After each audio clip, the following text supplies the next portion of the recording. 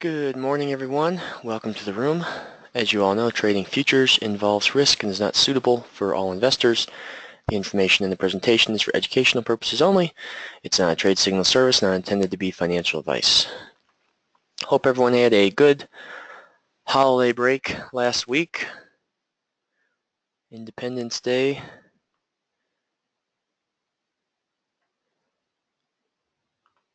It's always nice to kind of have a little regroup, clear your head, refresh your mind, and recharge so that you can come back to the trading world and kind of see things clearly. I know that I've had a lot of my quote-unquote light bulb moments occur outside of when I'm actually trading, whether it's doing an analysis after hours, looking through charts, on the weekends, just reviewing my trading plan, and or just even out taking a walk somewhere. Things just click. This week,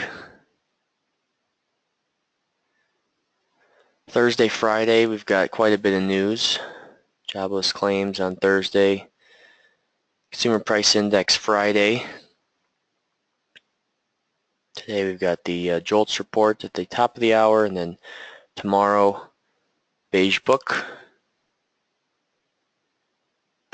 In my video yesterday, I talked about we've pulled back considerably from our highs, but there hasn't been really much follow-through from the bears.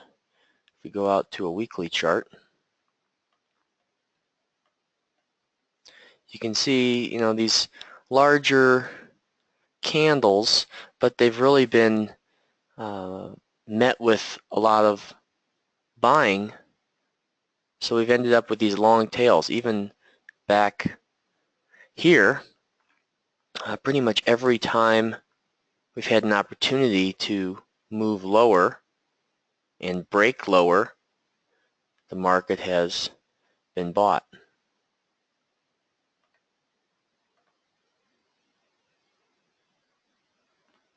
So the pullback that we're in, I've drawn up from that swing low to high, and that gives us a 2401.50 on the daily.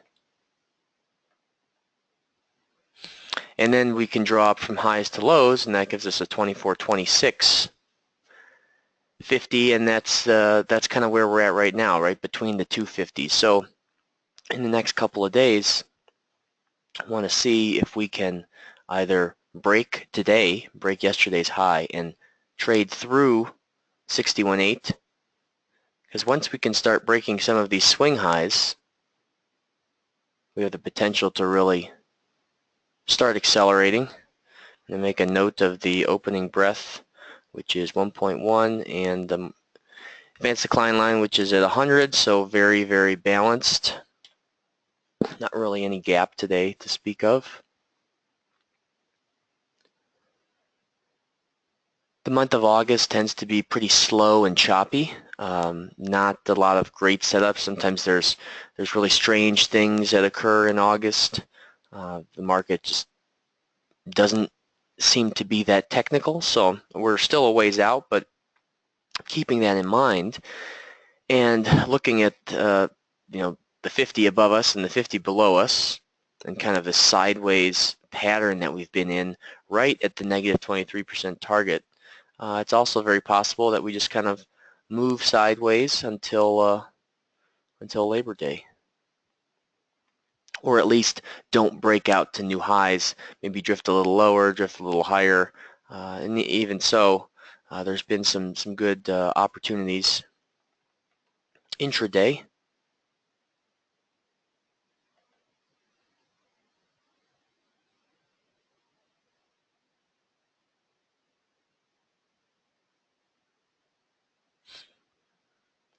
The overnight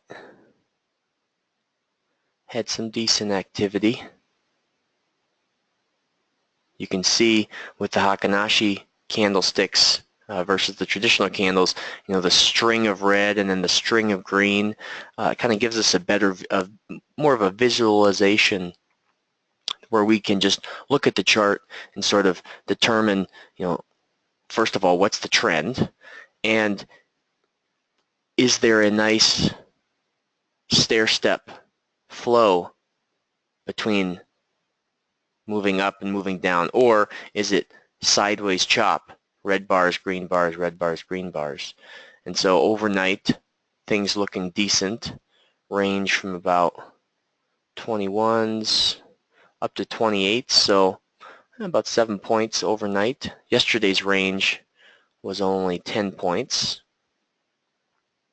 but just under 11 points. So far we're opening right about where we closed yesterday, inside the body portion of yesterday's trade. So if we were to zoom out a little bit, turn off extended hours, we can see that a lot of the trading activity from yesterday morning, just by looking at the chart, that's about where we're at right now. So if you were looking at, say, like a market profile, you get a larger kind of a larger curve down here as well as up here, so almost a double distribution.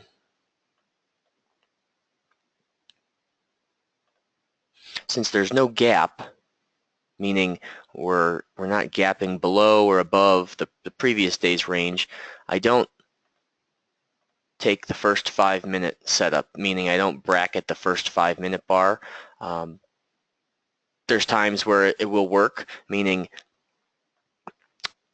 if I place an order to buy above and I place an order to sell below, whichever one fills is the order that I'll take, or the trade that I'll take, with the assumption that if we gap, we're either going to continue a gap and go, or we're going to turn around and fill the gap.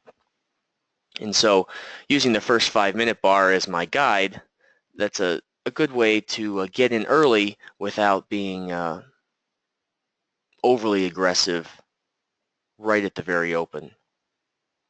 And so this kind of scenario will work on days where we don't gap, but it's much more likely and the success rate is much higher on days where we do gap. So if we're inside here, we tend to have a little bit more back and forth, so we may end up moving in one direction, but it may be harder to stay in a trade just because when there's no gap, there's more balance, and by identifying that opening indication on the market internals of 1-to-1 and 100, that's exactly what the open was telling us. So shifting now to the downside with the internals. And so with the breadth, outside of 2-to-1 is starting to get into a scenario where we've got better movement.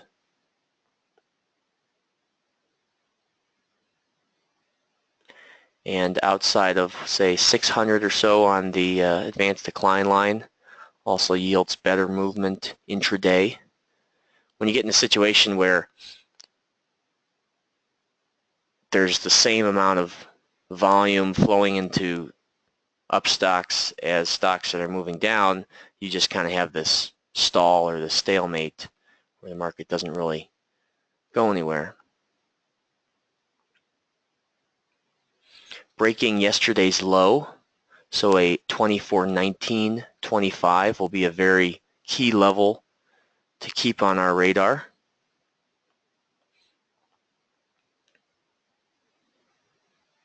So if we break the low and roll over, the next stop would be, the next key point would be to break this swing low down here. We really haven't been able to take out any swing lows back here, kind of just retested, but didn't actually make a major break. as soon as we dipped down and touched the low, we ended up with this big buying and this larger tail forming, and then another opportunity, a breakdown, big body candle, but not able to break that low. So these two lows down here will be very important. Not only do we need to break them, but there needs to be accelerating to the downside.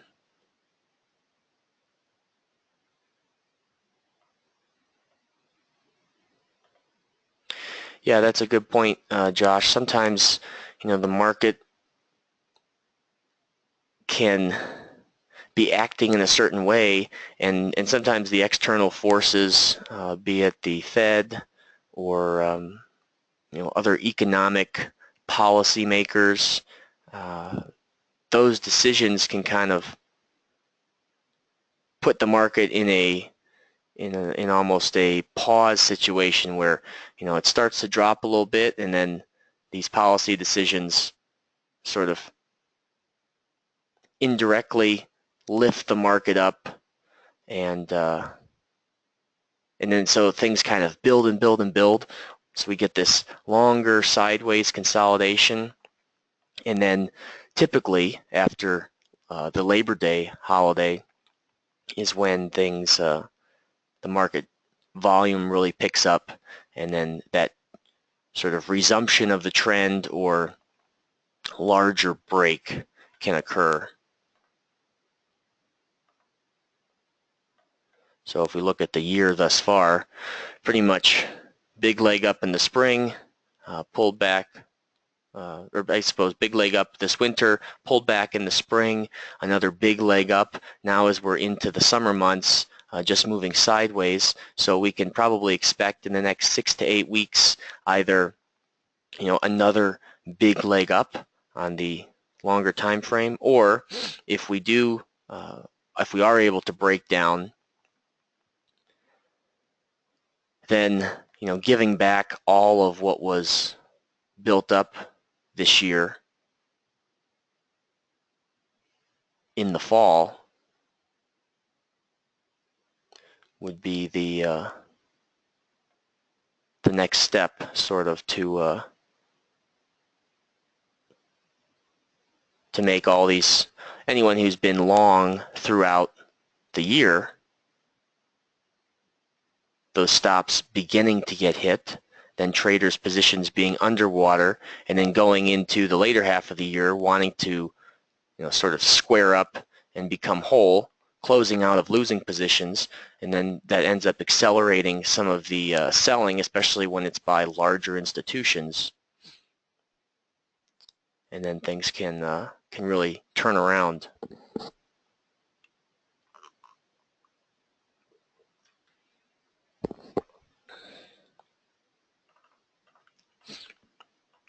Yeah, that's a great point, and I've been keeping my eye on the volatility index because through any of the down days that we have had, so we've got a couple bigger down days in the mix, bigger body candles, nice trending days to the downside.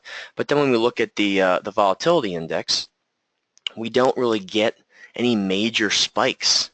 I mean, yes, we have, as relative to the chart, a bigger spike into the mid-teens. But if we go back a couple of years, we really need the market to be above 20, mid-20s to mid-30s for really, actual fear and panic. Anything in the teens, traders really are not that afraid. And if you just step outside and kind of cruise around town and talk to folks, the sentiment that I'm getting is, life's pretty good right now. And we've got a lot of opportunities that exist. There's definitely some uncertainty with the White House in the presidential cabinet here in the U.S. What policies are going to be put in place over the next year, and how will that affect individuals, everything from the economic policies to healthcare that has a more direct, quick impact on individuals. But overall, a lot of traders go on holiday in the summer, and there's just a lot of kind of put things on cruise control, take a little time off, and resume things in the fall.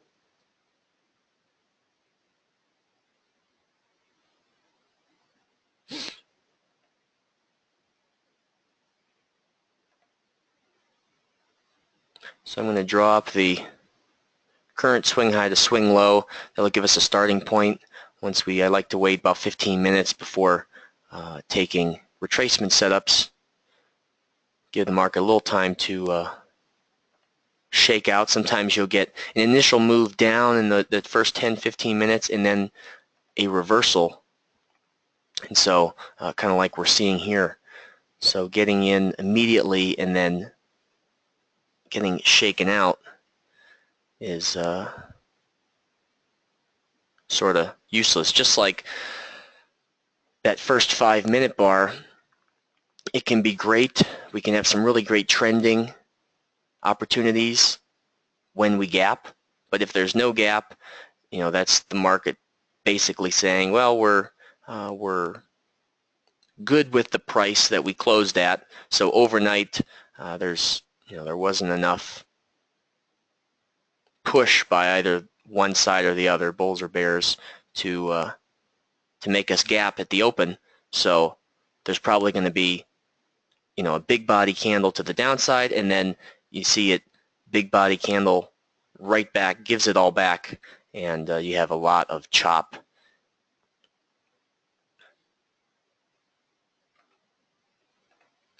Thus far, we have a low tick, 735, and a low at 741.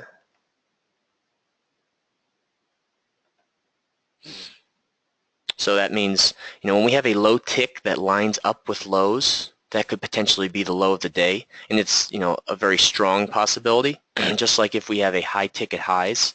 Now, the likelihood that we make the low or the high of the day in the first 15 minutes is only likely if, we're moving into a trending day. And so right now we have a low and then a low tick and then a low that occurred after that. So we could continue to make lows throughout the day. Got this first little guy drawn up here, 24, 21, 75s.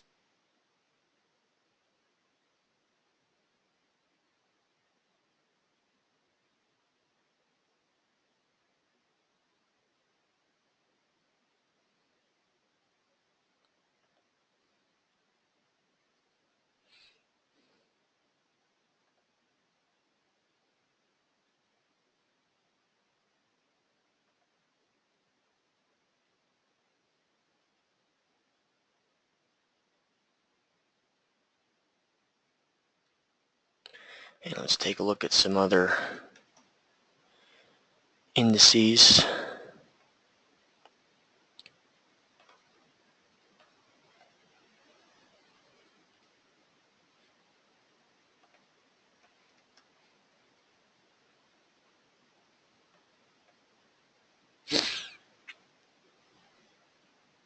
The nice thing about keeping things simple is you can transpose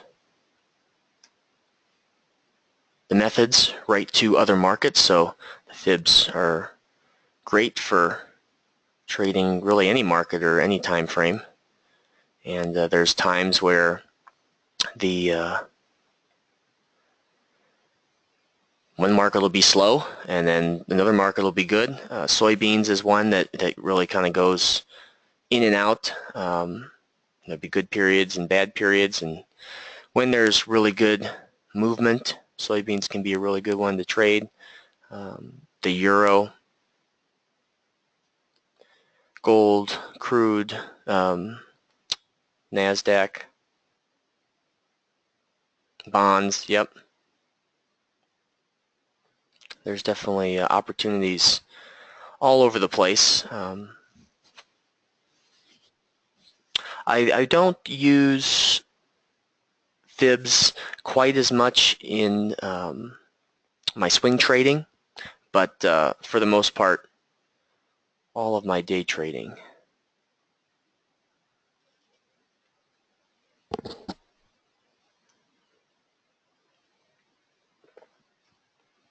Oh, that's right. I've been looking at there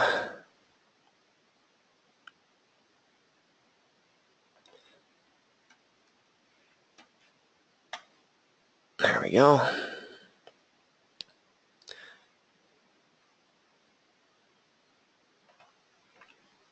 If we look at some of the individuals, you know, their trends have definitely broken down, but again, there hasn't been really a ton of follow through. Just sort of a downward channel is all we're getting.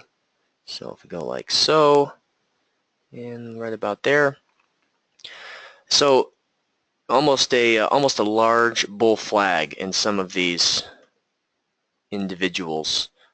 Even so, you know, Amazon climbing right back up to that 1,000 level.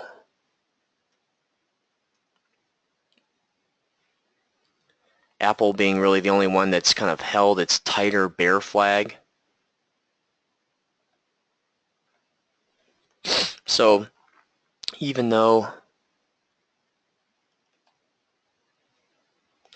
we've kind of broken trend, the NASDAQ sort of being the leader, it's really not been able to break. You know, I would call this swing low back here the first major swing low, and we just haven't been able to come down and take it out. So that'll be, you know, the nice thing is we've got some key lines in the sand, and we'll be watching those. And as soon as they break, I want to see, does the market, is it immediately bought? Do we break lows and then buyers come in, see that as a buying opportunity, see prices as a good value, and then immediately push the market higher like we saw on the ES? Or is there follow through? So that's kind of what we had back here. We broke by 2 ticks, basically came down, retested the low, broke by 2 ticks, and then boom, immediate buying, and pushed the market back up. This larger daily negative 23% target we've just kind of held on both sides of it, just trading pretty range bound, and all the lows have been bought and the highs have just sort of been profit taking and just enough to roll things over.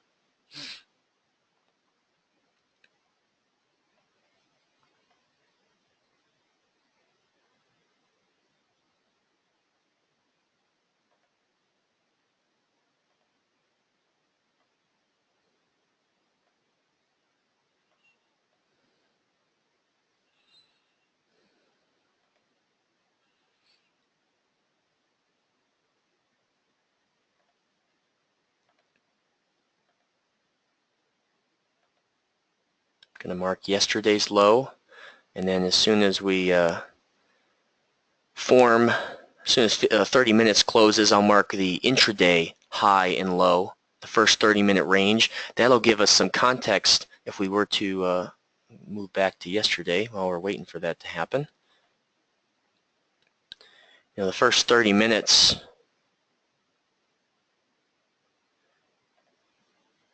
if we can move out of the first 30-minute range fairly quickly, you know, there's a good chance that, well, we're moving in a trending day. And so if the first 30-minute range is really wide, there's a better chance that we'll be range bound in that first 30 minutes and then throughout the rest of the day. If the first 30-minute range is really tight, there's a better chance that we'll move into a trending environment. So as long as we stay, you know, within the first 30-minute range, buying the low, selling the high, if we can break out, then we can look for a retest of highs, that resistance becomes support, and then we can buy on a pullback on top of the first 30-minute range. But it kind of gives us an area to establish trading levels that we want to be active in.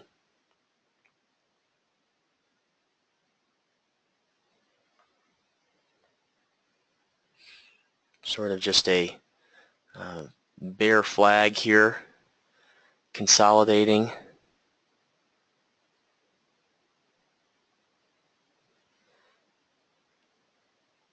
Coming up and breaking the 23.25 high would shift the bias to the upside, at least kind of splitting the day in half thus far.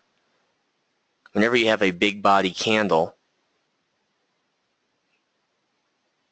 breaking its high or low has a little more weight. You can see most of the following bars basically inside of that candle. So I always go back to that initial candle. Sometimes it's, we have a move down, a big body candle, 3 or 4 bars that their price is encompassed within that candle, and then the trend resumes. But when we get a dip like this, a dip below, it sort of gives sellers the opportunity to take it down. But in this case, the bulls are showing that they want to participate.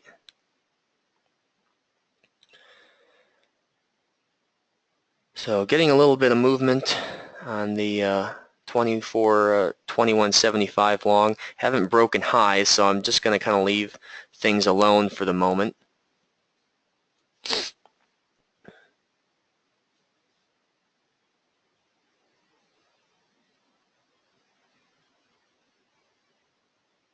Target at 23.25s.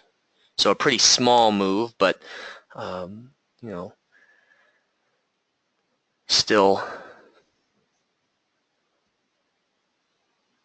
worth the trade. Early in the day has potential to, if the market does start swinging to the upside, has potential to trail our stop throughout the morning.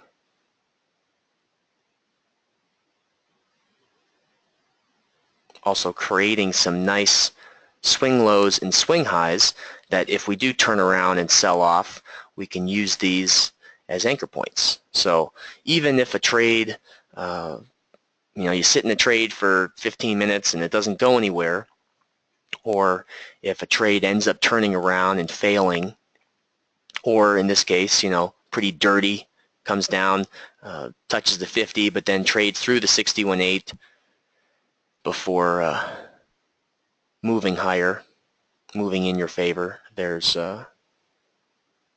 market structure that you can pull out of it.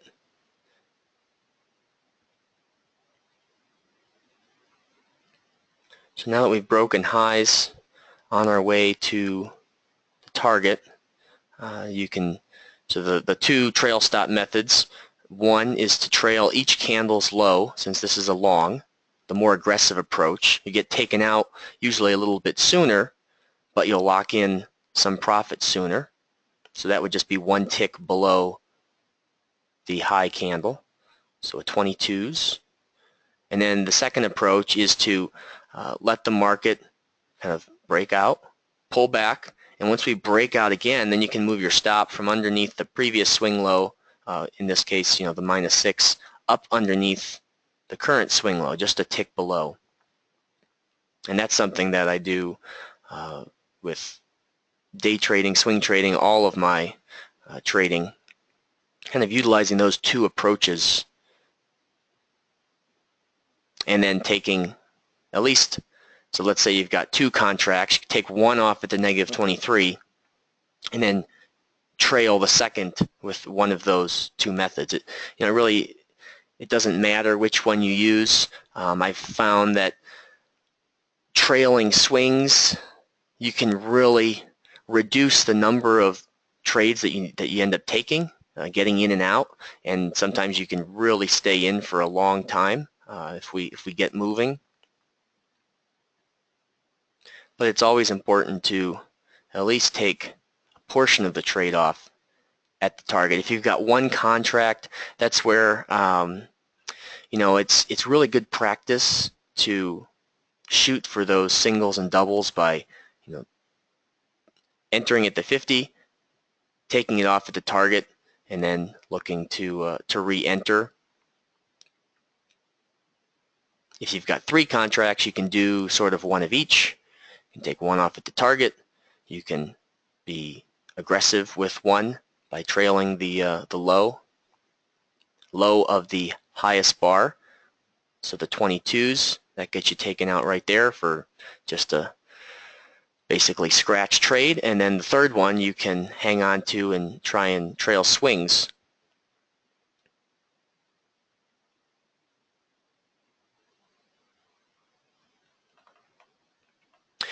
If you are just using one contract, and so the ES, yes, I do use a 6-tick stop. Just setting an 18-tick target is also another strategy. If the market's moving, at least 10 points throughout the day, or an average range on the day, that can be a good way to make sure your reward to risk is good. So you can kind of even combine one trail stop method with the 18-tick target, and then sometimes the market will make it to the target, sometimes you might get halfway and you get stopped out, but at least you're using sort of a market mechanical approach to exiting a trade versus just going by feel or emotions.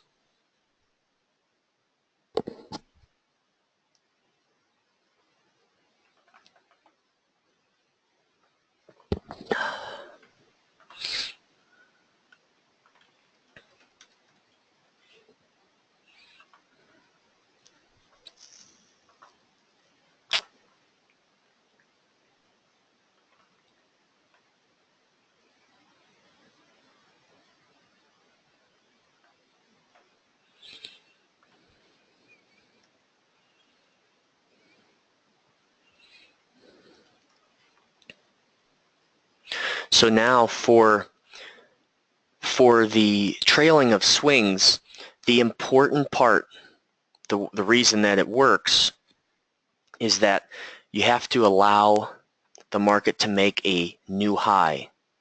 So you get a break of the previous swing high, and then the market needs to pull back. But then before you move your stop, the market has to break out again and break the swing high. And that will confirm that this is a higher low. If we just roll over here and sell off, then there's no movement of the stop because we haven't broken out the next swing high. So at first, it can take a little bit of time, especially on the ES, for the market to kind of get moving at times. But once you get into some trending environments, there can be 4, 5, 6, 7, 8 times where the market will make a new high, pull back, make a new high, pull back. And if you just, you may, let's say you have 2 contracts and you take one off at the target, lock in some profit, and then kind of sit tight. Market pulls back a little bit and then starts moving higher, breaks the swing high, and you can just keep trailing your stop. And at first you may only lock in a point or 2, but then very quickly, once some time passes, when you're moving your stop, it can be moving up 4 or 5 points at a time, and that's when you really get those home runs, so to speak, without swinging for a home run.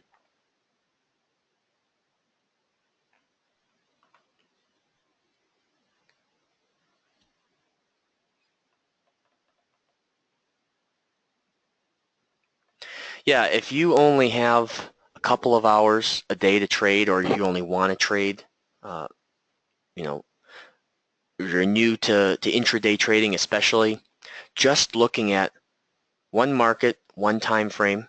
So you could look at the ES on the 512 tick chart and nothing else.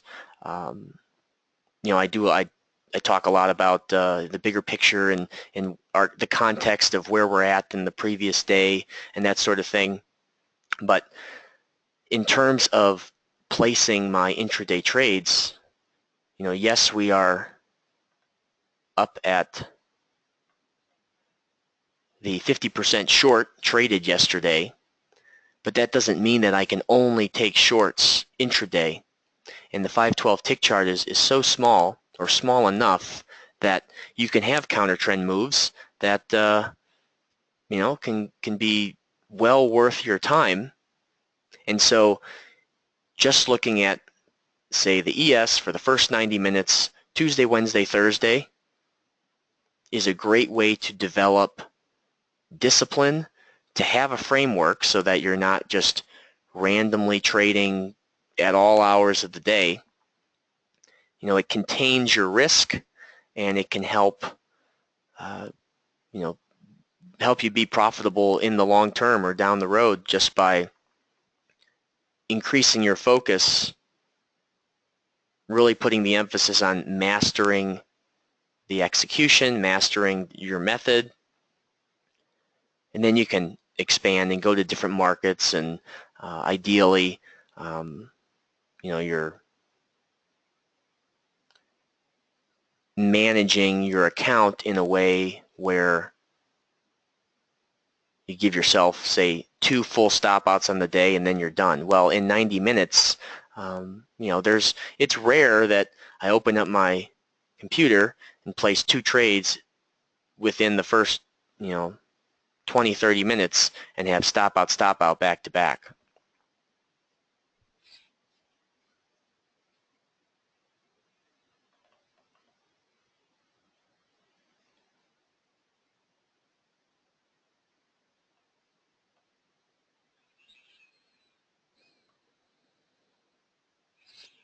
The ES definitely has the most, how would I phrase it?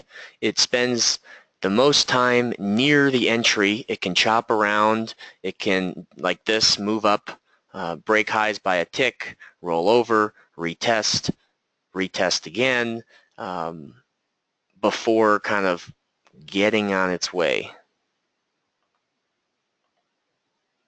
But it also has the most volume, the less slippage, the least slippage, and the most you know, participants, which can be good or bad at times.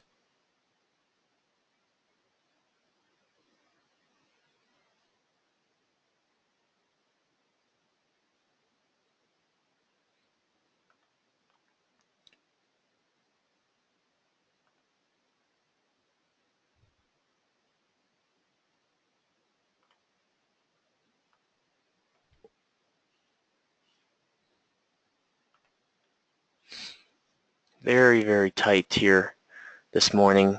Bear flag. Have not broken that high that we talked about, that 23.25. Just kind of hanging out, moving sideways. And as we opened, we noted the breadth was at 1-to-1, meaning, okay, we're not gapping up or down. The bulls and bears are pretty much agreeing on the current price.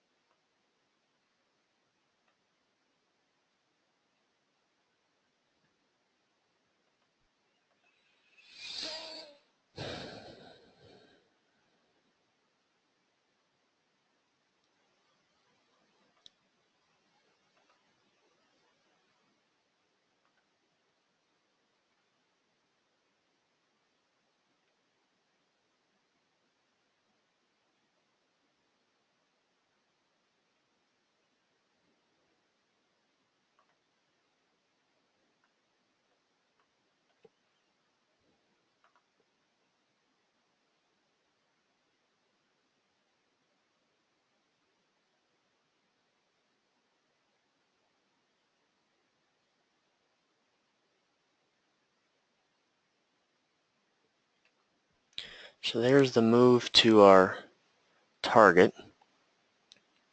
Now that we've broken this previous swing high, moving my stop from what would have been, or what in this case, because it was the initial stop of -6, moving it up underneath the next swing low would be the next place I would move my stop. So a 21. And that same practice would then continue. Market pulls back as long as we stay above that swing low. And then once we break a new high, you can trail your stop underneath the next swing low. So the first one, your initial stop moves then to the swing low. And so it may not move at all. It may only move a tick or two. But after a while, if the market does end up moving, you can end up locking in profits without having to get in and out quite as much. Now, noting here, we've got a double top, at least at the 5 minute. We touched that 23.25 but did not break. Immediately selling coming in.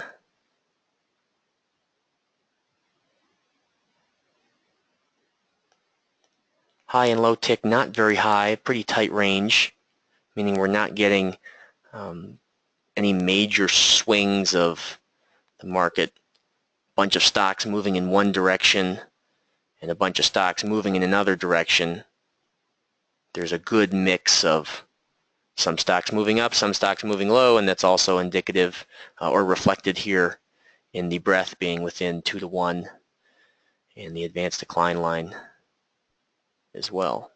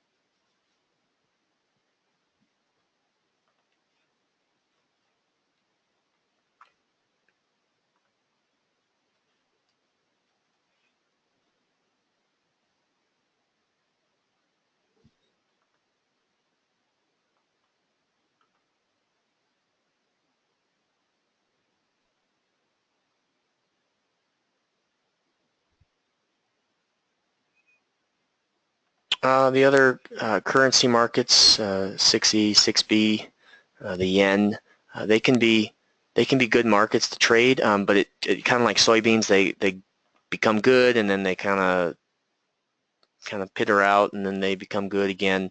I always like to start on the 512, and then when I look at the chart, with currencies, you'll need to turn on extended hours just because most of the time, at least within TOS, it sets it for the NYSE hours. But then if you go down to a little bit smaller time frame, like a 233, it can give you a little bit more opportunity, but still not just be a bunch of noise. And sometimes even going down to a 144, like on the euro, just because since it's moved to half pips, there's a little bit more back and forth that occurs, and that's harder to see in the larger time frame. So what I like to do is just kind of take a quick look at the larger picture, and then come in here and look at sort of how things are trending. Is there good market structure? Are we getting pullbacks, or is the market just sort of going straight down and then turning around and going straight back up? And after 3 or 4 days, you can kind of get a sense of, this market's really not producing very many setups at this point, or yeah, this market is producing a lot of setups. The euro's been pretty blah, straight up, straight down. It can be difficult to make much of it, getting in and getting out, not a lot of opportunity, but again, it kind of comes and goes, so always kind of keeping my eye on those markets.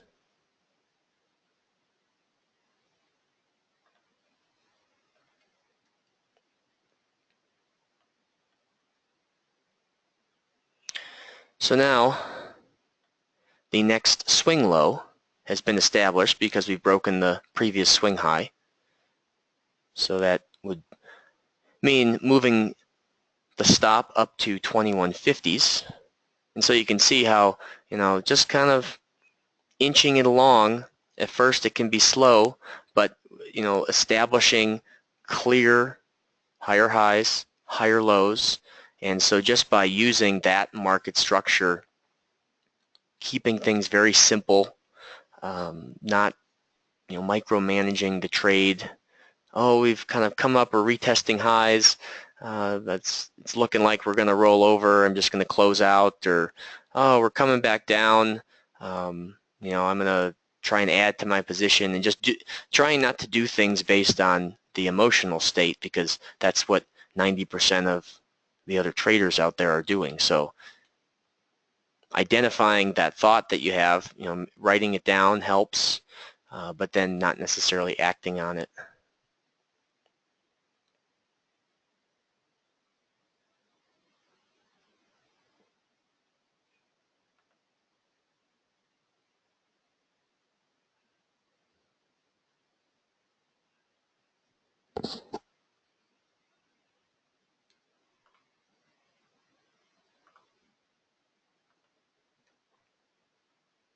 So pretty slow one today, but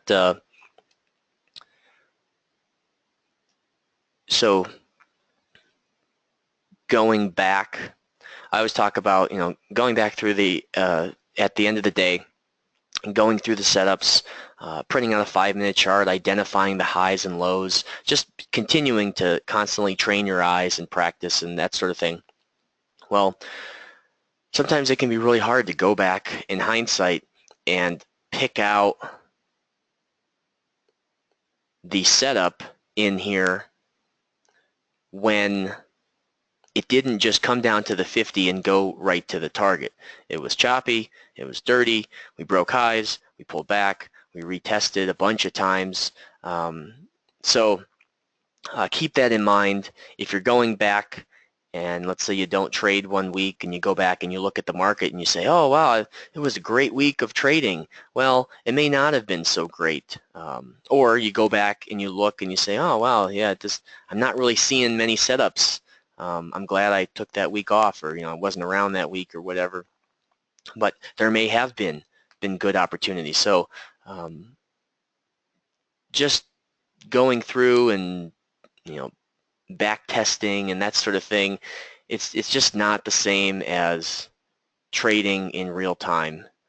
Even if you're trading on a practice account, it is really good practice. So now we've got this little pullback up here, and zoom in here. So we pulled back, even though it was one candle. I'm going to count that as a swing, and so stop can be moved up if you've got multiple contracts, or if you wanted to wait to use the individual candle trail until we really get moving. Let's say waiting until you break the negative 23% target. There's really no wrong or right way.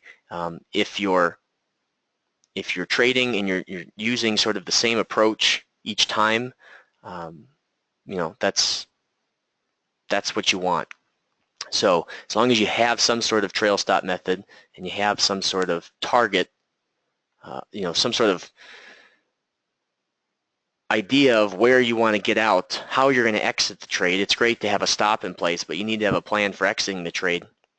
So you can trail each candle like this up here.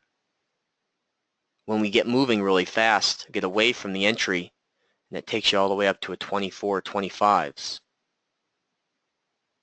If you just got that one contract left, say you had 2 contracts, and you just put your -6 out there and put your target out there, and one of them's going to get hit, and you're just going to wait for that to happen, then the target gets hit, and then you can take the second contract and trail the swings. That would probably be, if you had a gun to my head and you said, okay, Tim, I've moved to trading 2 contracts. How should I exit the trade? That's how I would do it. 1 contract at the target, and then trail swings on the second. Now, there's going to be times where you could have trailed the individual candle and got taken out for a small winner instead of a loser. But on the whole, when you have enough trades, and been doing this so long, I see that trailing swings can really, you can have a few really big trades, and if you're only trading 2 contracts, 3 or 4 points is a lot and can really add up quickly. So taking a couple points on the first one at the target, that's what is locking in that profit. And if the second one comes back and stops you out, you still have a winning trade. But you also have the opportunity for more growth. So if we can break highs here just by a tick, and you can take the stop from all the way down here at 22.50s and bring it up to a 23.50. But we got to make that break first. In this case, so there are situations where you have a double top or a double bottom, and you can get a little more aggressive with your stop if that's the case, and move it a little bit early. You'll see that a lot, especially with double bottoms. You'll touch a low, bounce a little bit, and retest that same low. And so that can be a good opportunity to tighten your stop, because in this case, when this swing low is broken, the trend has thus begun to reverse.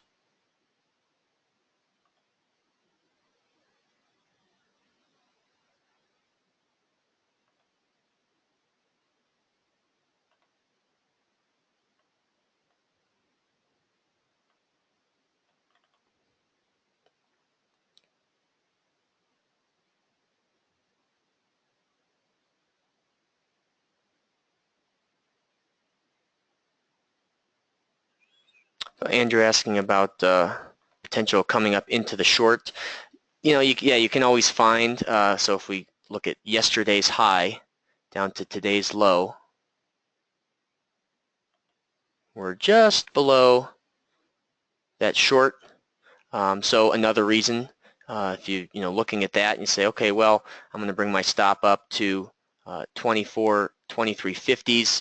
We've tested now 1, 2, 3, 4, 5 times, and we haven't been able to break out. So I'm going to continue with the trail stop approach, trailing swings, but I'm just going to move it up a little bit sooner because of the double top and double bottom concept.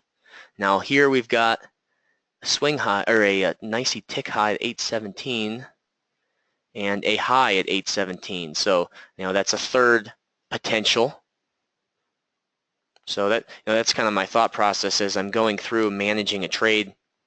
Those are really the 3 main things that I'm looking at. The nicey tick.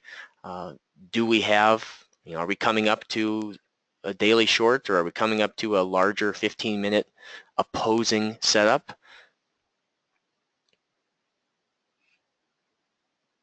And what is my trail stop approach?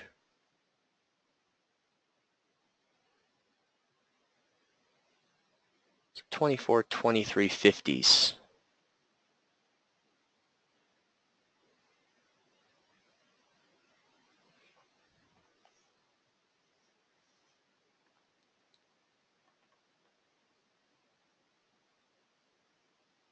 Not really super concerned with the short. We could easily come all the way back up to the 24, 26s.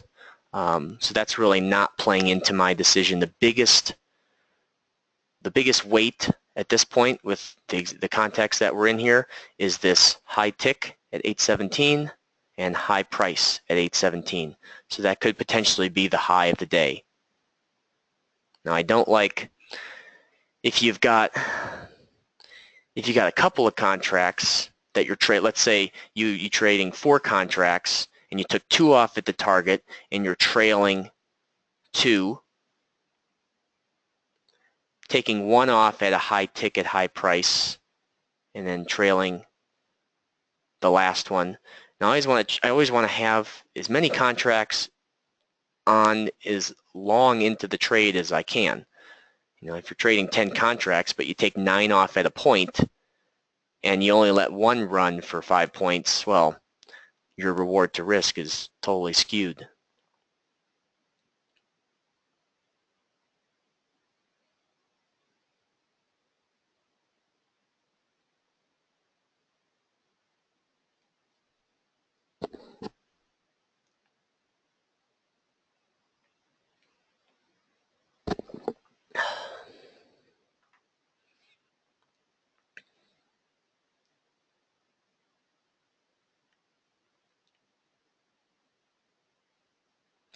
The other thing that's challenging going back in hindsight and kind of looking at the markets and saying, well, what would I do here and what would I do there?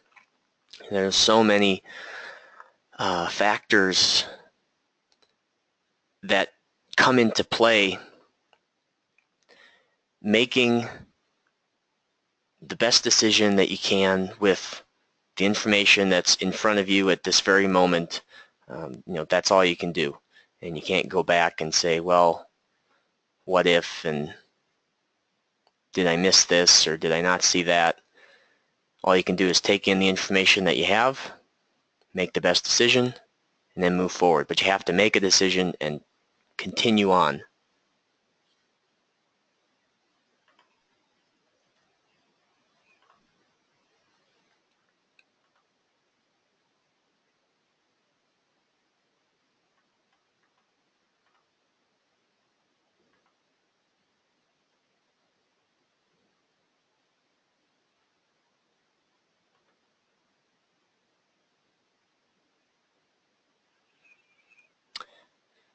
So I've got my stop at 23.50s. I'm going to refill my tea and be right back.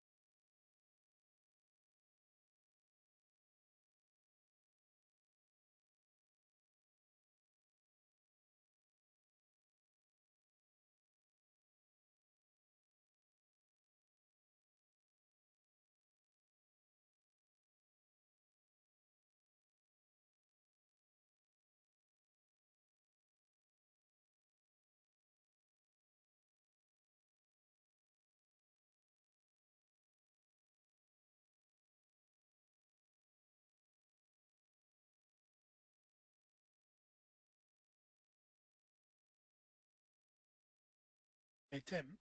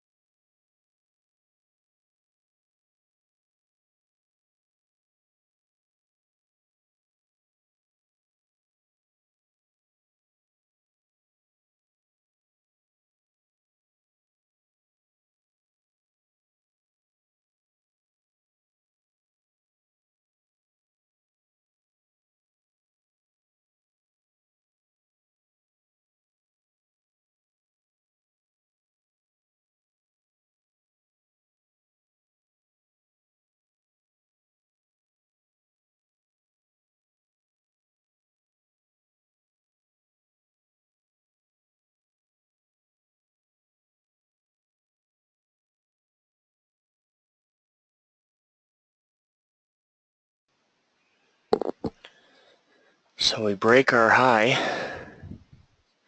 and continue onward.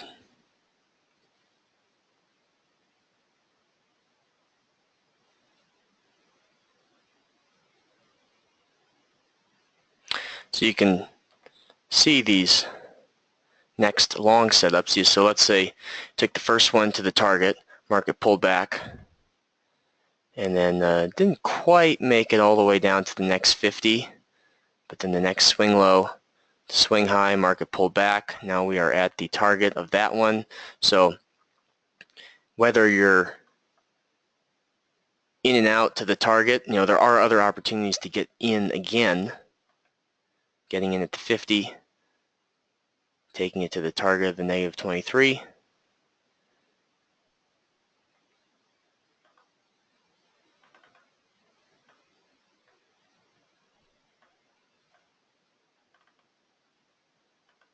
So now that we've broken here, we have another high tick, 830, and high price at 830 as well.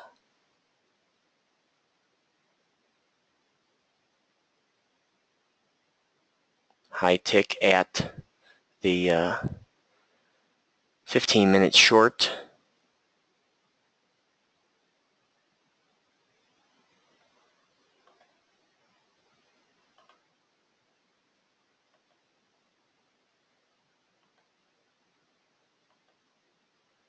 See if the next 50 trades and moves up to its target.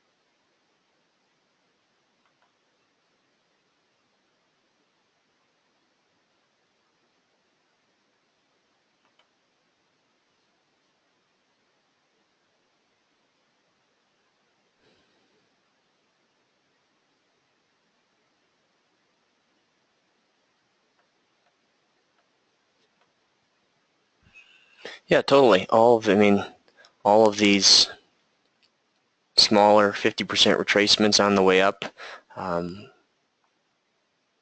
get in at the 50 and set your target and then take the next one. A little bit more advanced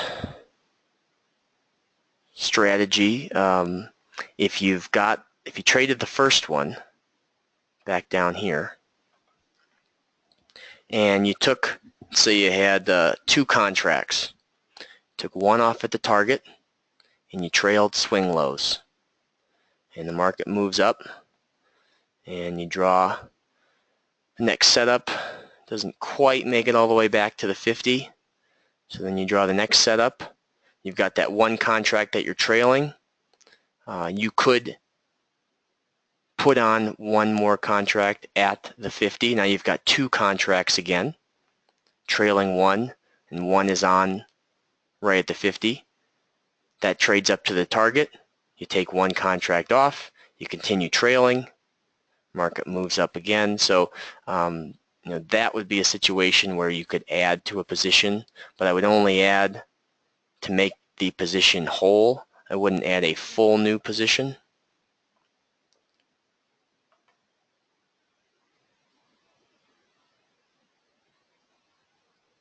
Oh, you can definitely trade just the 512 tick chart without looking at market internals.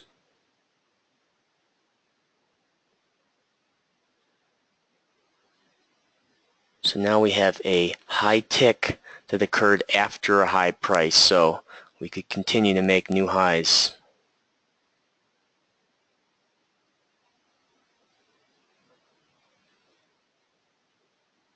And the benefit of just looking at the 512 tick chart on that small 90-minute window is you don't get scared out of a trade that might be coming into a larger 15-minute setup. So now the stop can go up again to 24.50s.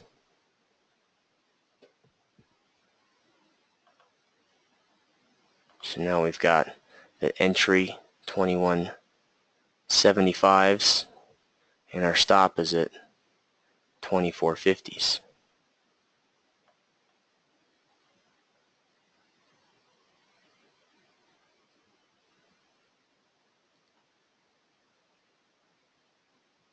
You know, I've always gravitated to the 5-minute chart. It kind of gives me a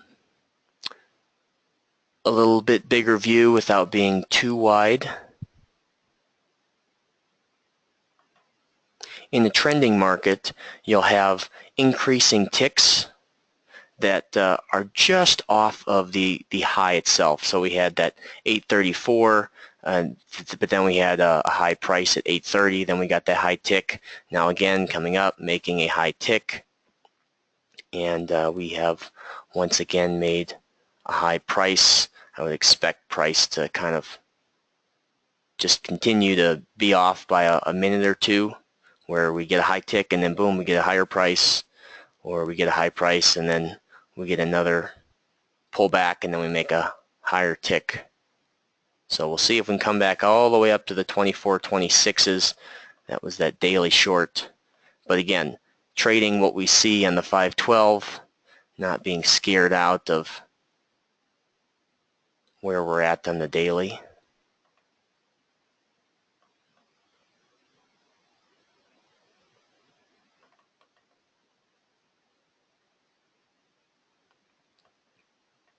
Yeah, a tick reading outside of 1,000 has a lot more weight. If we had a spike, especially, so if we're range bound, if we have a really wide tick, nicey tick, and we're range bound on the day, that can be a good way to fade highs and fade lows by shorting at high ticks and buying at low ticks. I'll highlight the first 30-minute range since that is passed.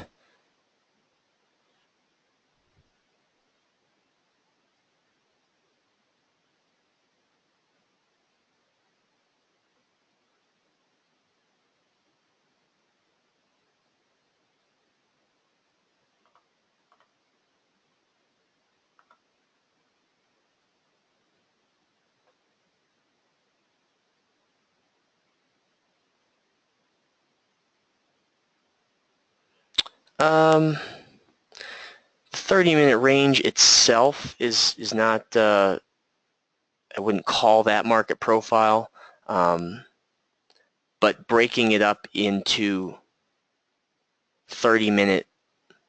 So if you start with, if you're familiar with market profile, starting with letter A and taking the first 30 minutes of price and putting that in a column, and then the next 30 minutes of price, putting that into a column as B. And so, yeah, the first 30-minute range would be the A column. And then if price moved above that, the B column would then stack to the right of the A column, but the price that was above it, then gets justified all the way to the left. So you end up with, sort of a triangle or a sideways cone on the areas where a lot of volume, a lot of trades have taken place, a lot of price has taken place. And that's what kind of makes up, or that is what makes up the market profile.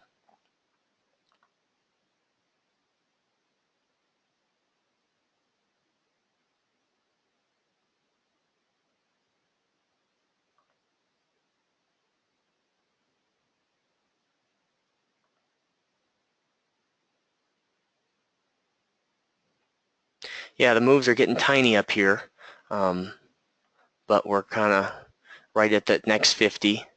Stop at 24.50 still.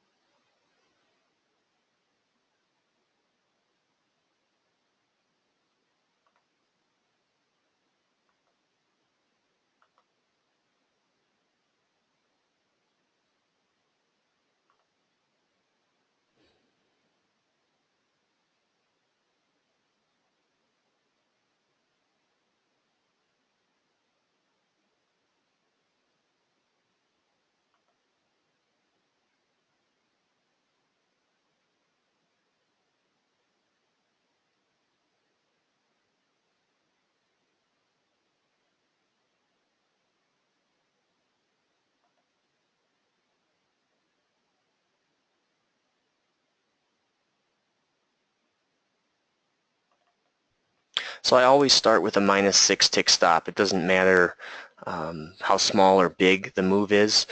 What is more important if you're determining, well, should I, we've moved a lot here. Should I take this 50? We've moved, we've had a bunch of retracements. We're well off lows. If you look at the distance between the 50, in this case a 24, 25, 50, just by rounding up, and the -23, a 26, 25, that's the distance between the 50 and the -23 is so small that your reward to risk would be really not worth it. So trailing your stop is one thing, but taking a new setup at highs that is that small, your reward to risk just becomes not worth the trade. Coming down here to the 24.75, retesting, stops a tick below that.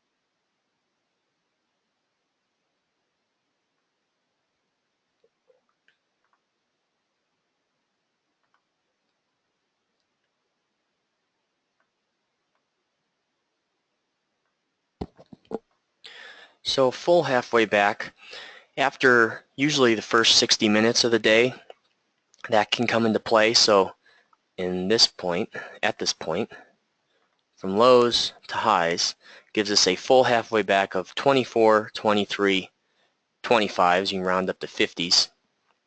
That would be sort of the upper third of the first 30-minute range.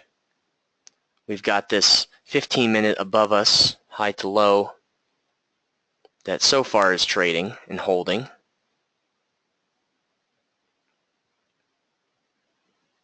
We've got a high tick that does line up with highs.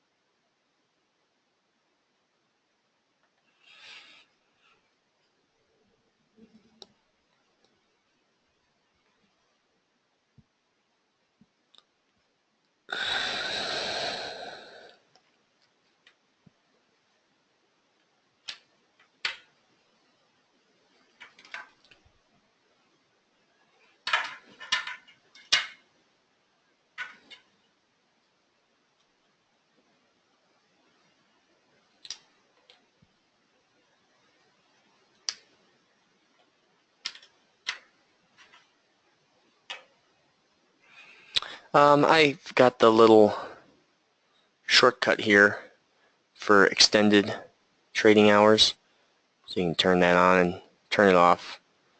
And so I'll look at that as the market is opening, usually in the morning, and then I'll turn it off. If you're just going to look at the ES and the 512 for the first 90 minutes of the day, I mean, you can basically ignore that.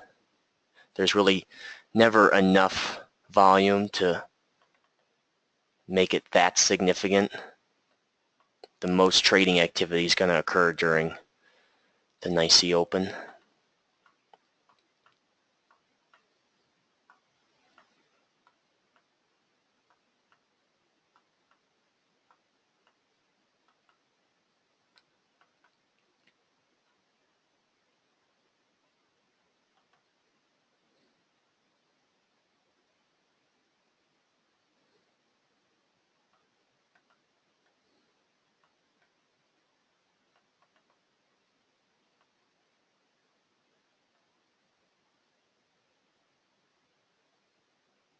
Oh no, you definitely can continue to trade after the first 90 minutes.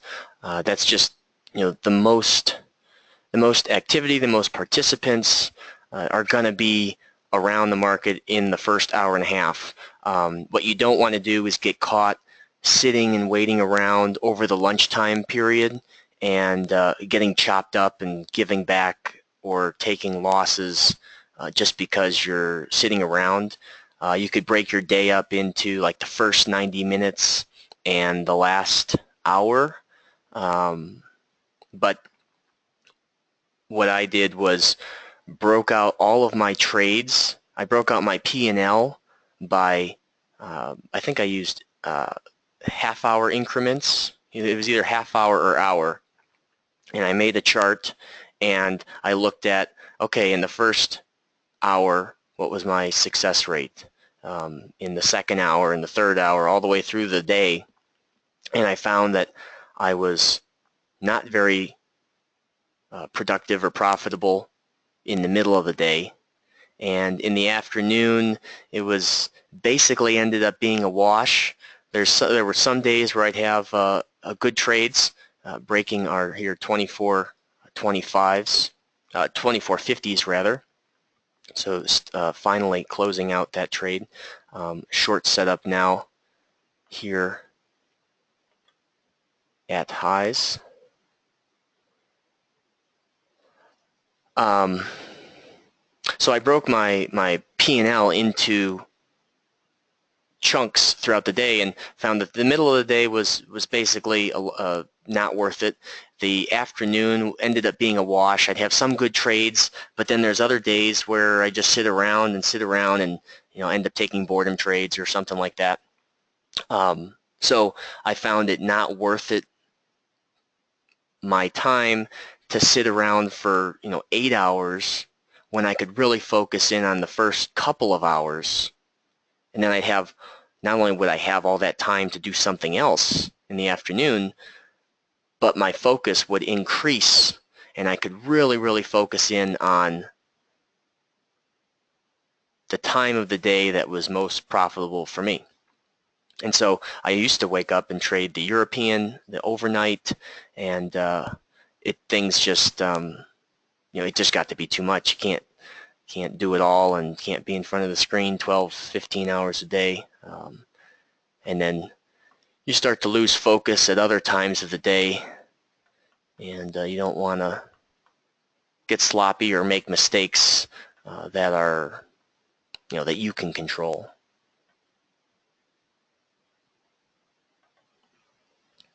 So we came up here, formed a high price at the high tick at a high price. We have the swing low break that got us out of the trade finally from earlier this morning. We broke the swing low, so that gives us the first opportunity to get into the new trend, which is potentially the short here. And that could take us down into the halfway back long of the morning.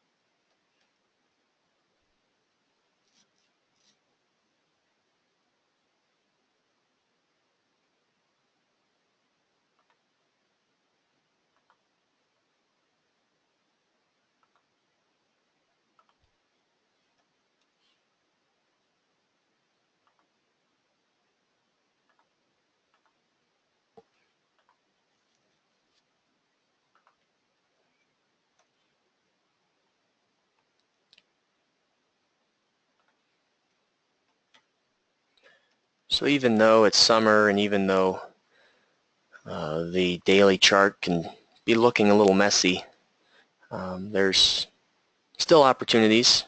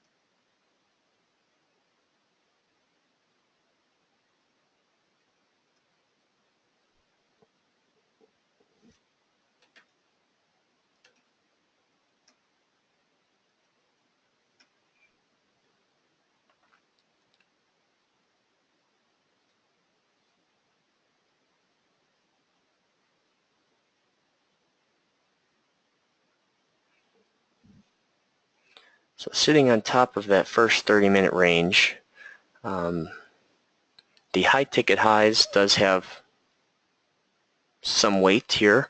We're up near the daily short and have the 15-minute short. So this point could go either way. We could trade down to the trading hours only 50,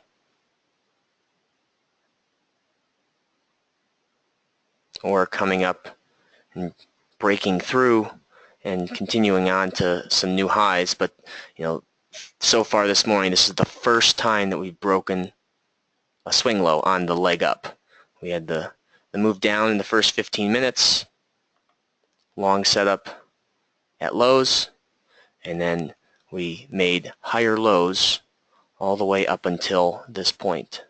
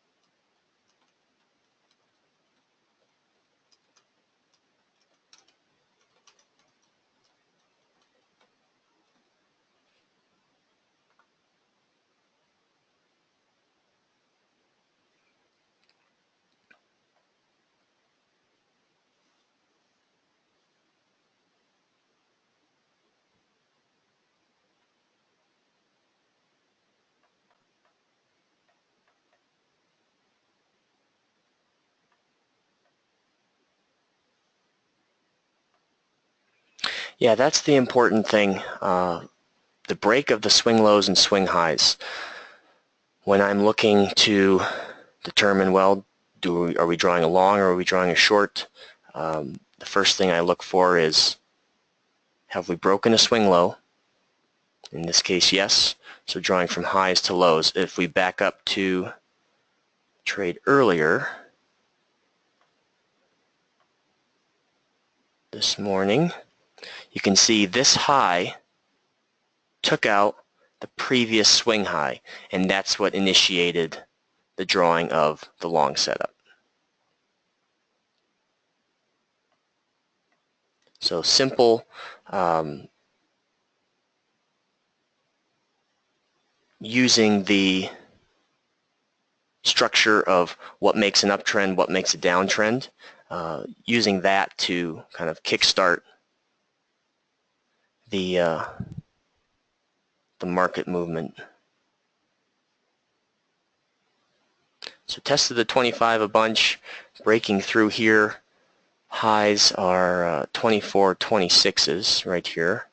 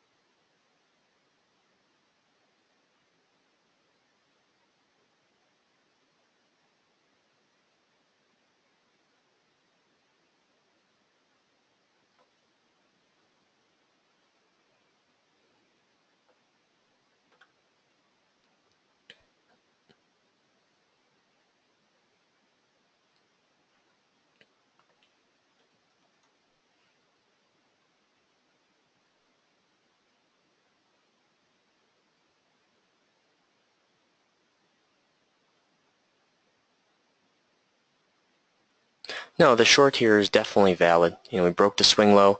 We had a high tick at the high price. You know, 6-tick stop,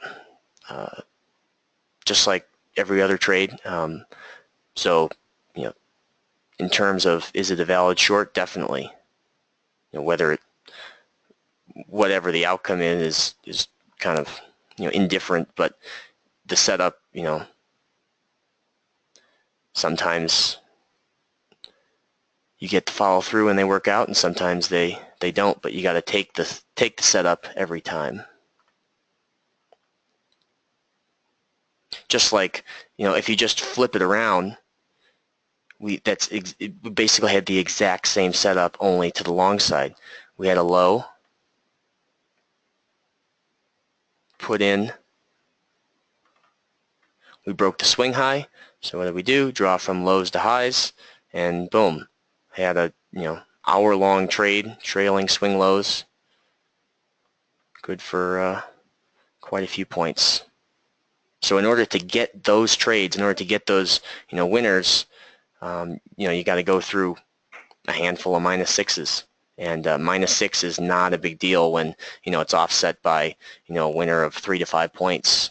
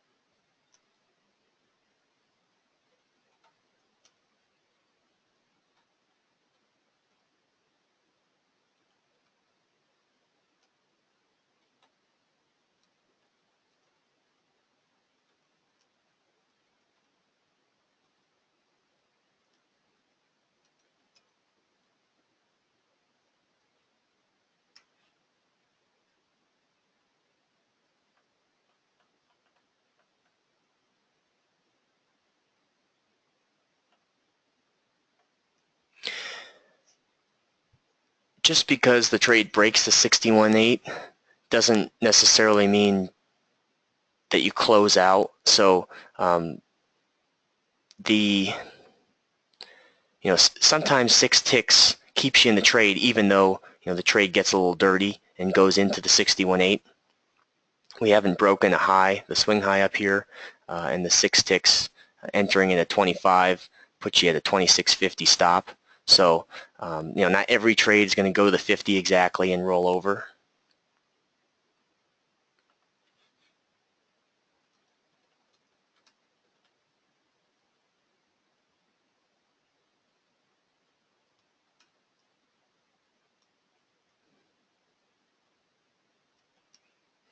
Yep, 24s would be the target on the short here if we get any follow through.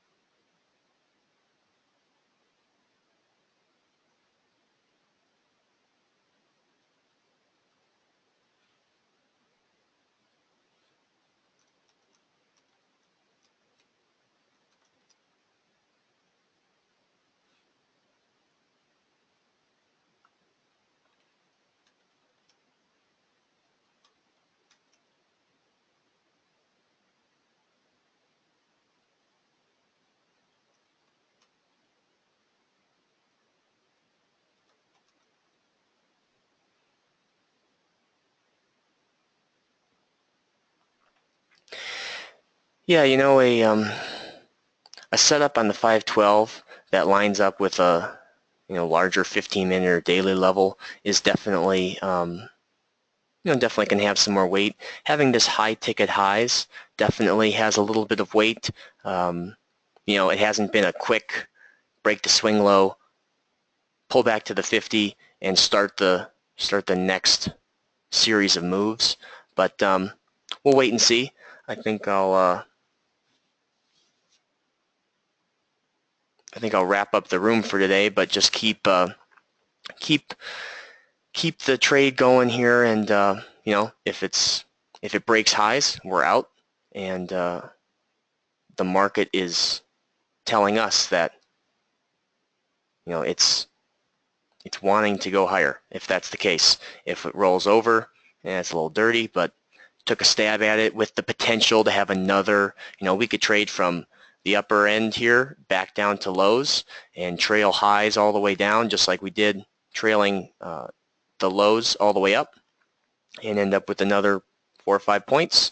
But kind of going into a trade, I always like to sort of envision, okay, I got stopped out on this trade, and if you can accept that before you take the trade, then whatever happens, you've already accepted the worst case scenario. Thus, anything better than that is better than expected. So I'll post the recording in the dashboard once it encodes. But so far, yeah, the 24-25s still holding, a little dirty. Could go either way at this point. I don't really have an opinion on either. The 50% halfway back of the day is down at 24, 23, 25s. And we also have the daily short above us, so you can kind of understand the indecision of, you've got some players looking at this as a shorting opportunity and some players who might be looking at it as a long opportunity,